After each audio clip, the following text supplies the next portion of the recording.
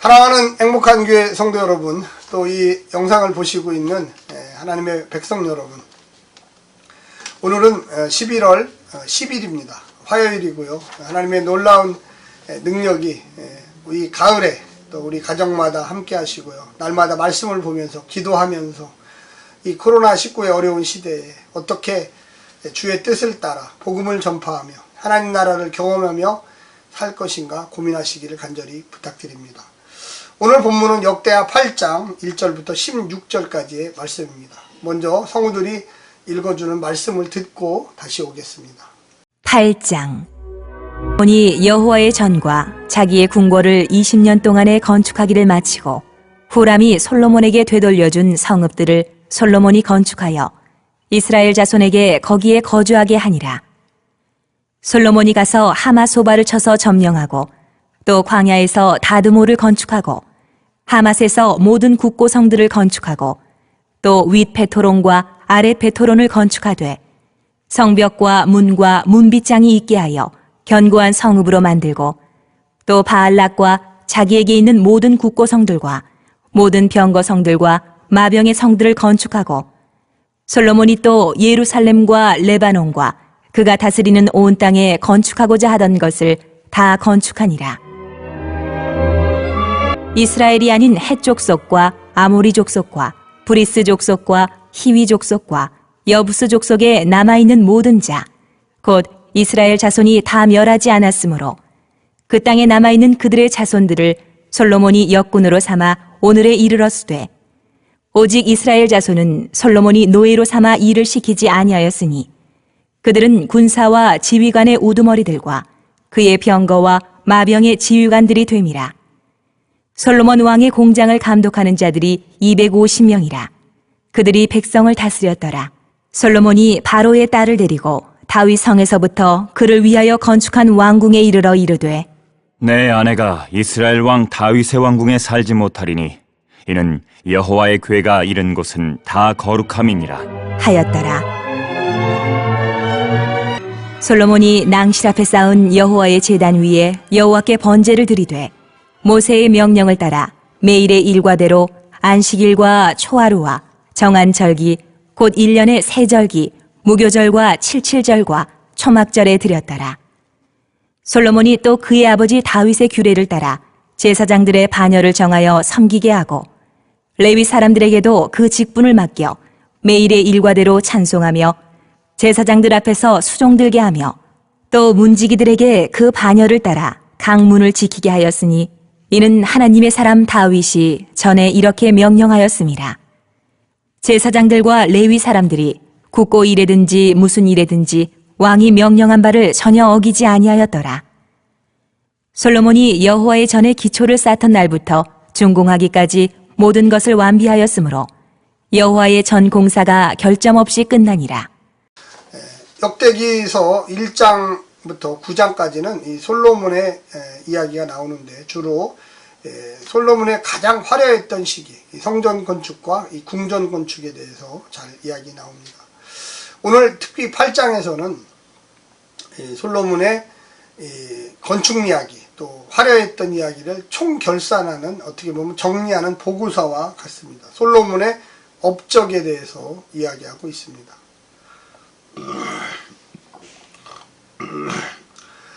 솔로몬 통치 20년 동안 또 그 이후에도 마찬가지지만 이 건축을 많이 했습니다. 상당히 많이 힘들었죠. 그러나 하나님이 복을 주심으로 또 가능했습니다. 또 하나님이 지혜를 주심으로 가능했습니다. 아버지 다윗이 잘 준비해 줬기 때문에 솔로몬은 한결 수월했습니다. 그래서 많은 그 업적들을 남겼습니다. 참 이 한 장 거의 대부분을 차지하고 있는 이 솔로몬의 업적은 왜 이렇게 중요한가? 이 바벨론 포로 이후에 이스라엘 백성들이 돌아와서 과연 우리가 존경해야 될 조상은 누군가? 또 어느 시대를 기점으로 해서 우리가 다시금 부흥의 역사, 화려한 역사를 만들 것인가를 고민했을 때 다윗과 솔로몬이 남북 이스라엘을 통틀어서 가장 위대한 왕으로 추앙받게 되었습니다. 그래서 이 역대기서에는 주로 이 다윗과 솔로몬의 잘한 면을 많이 기록하고 있고요. 못한 면은 거의 나타나지 않습니다.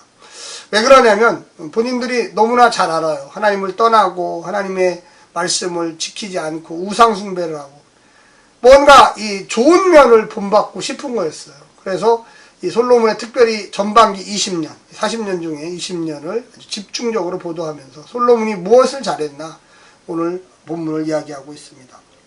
솔로몬의 군사, 궁궐, 상업, 요충지의 건축은 외부적으로 솔로몬의 군사력과 경제적 기반이 견고해짐을 암시하고 있습니다. 내부적으로 이스라엘에 남은 이방인들이 노역에 소집되어 이스라엘과 구별됨으로써 그들의 물리적 영적 힘이 견제되었습니다. 야훼 성전 완공은 물리적 이 눈으로 보이는 외형적인 것뿐만 아니라 영적 내면적으로 예배와 또 찬양 또 이스라엘 신앙 교육에 아주 구별되는 또 놀라운 능력을 만들었고요.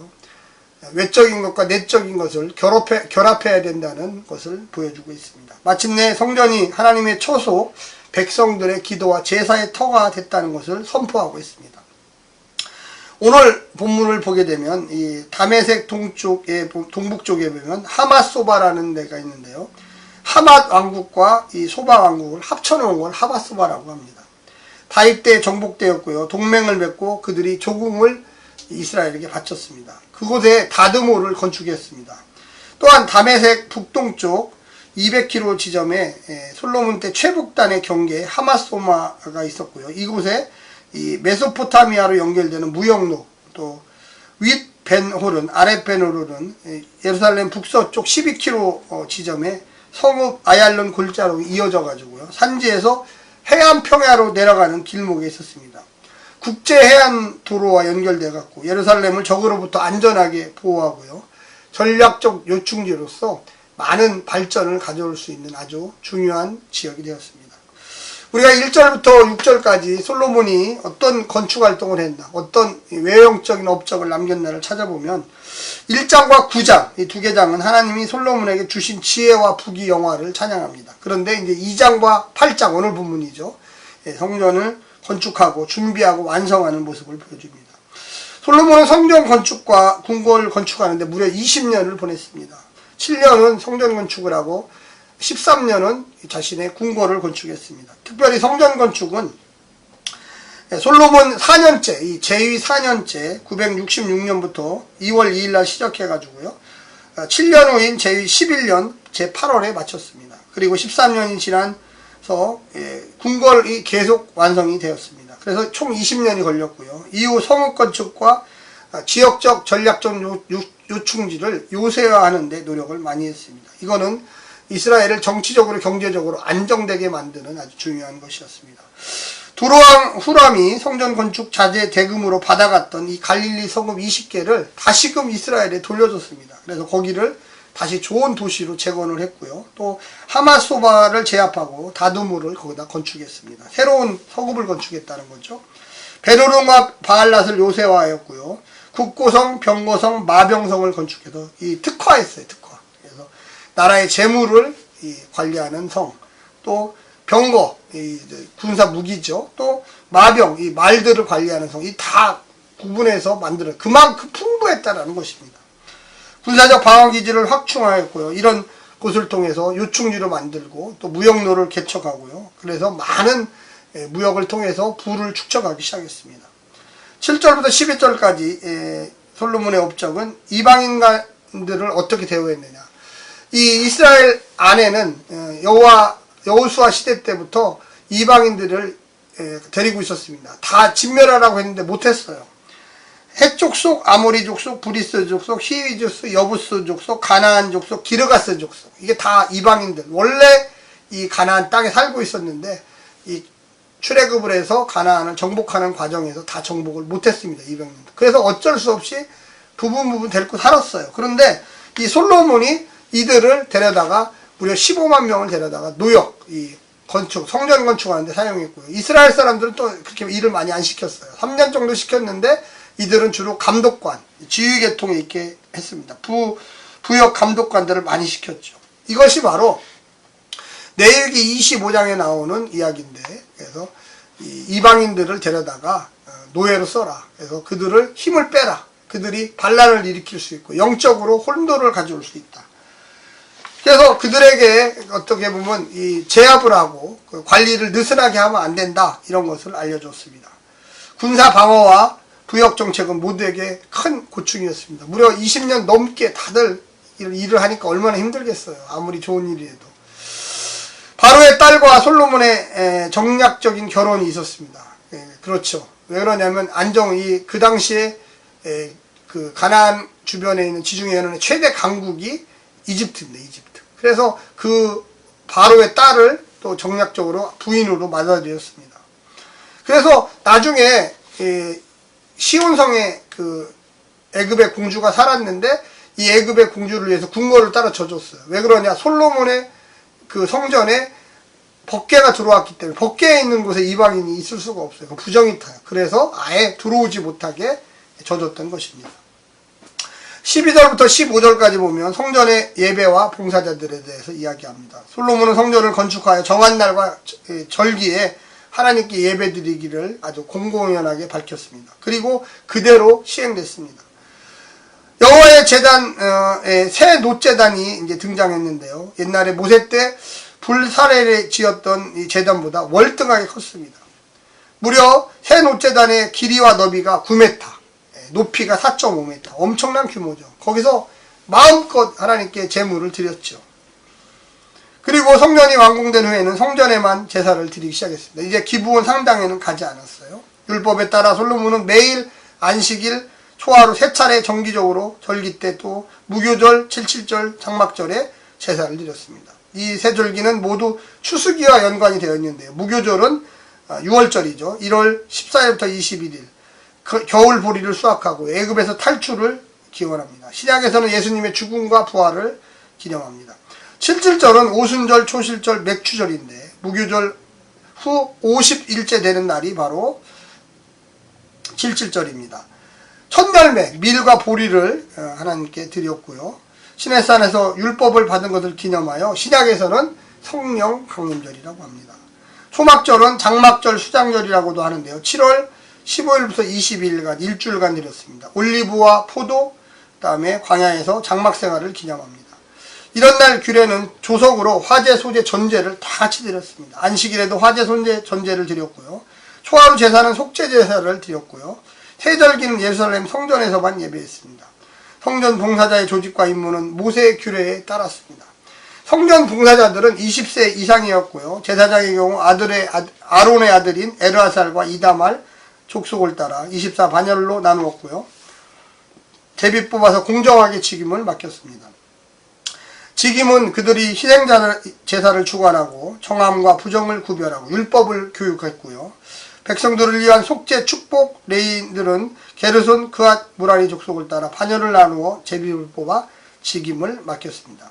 직무는 레위인들은 찬양, 악기 연주, 또 성전 관리, 진설병 준비, 성전의 정화, 성전 뜰과 공방 일, 번제 등 제사장 돕기, 성전 문지기들도 이제 순번을 따라서 정하였고 제비 뽑아서 각 문지기에 배치했습니다. 그리고 성전의 곡물, 그러니까 이 들어오는 제물들도 관리했습니다. 16절은 여호와의 성전 완공에 대한 요약입니다. 야훼의 성전 완공에 대한 마지막 선언이 있습니다. 이제 모든 것이 끝났습니다. 성전이 완성됐습니다. 지금까지 1장부터 7장까지, 8장까지 쭉 오면서 아주 세밀하게, 왜 이렇게 세밀하게 했을까, 왜 이렇게.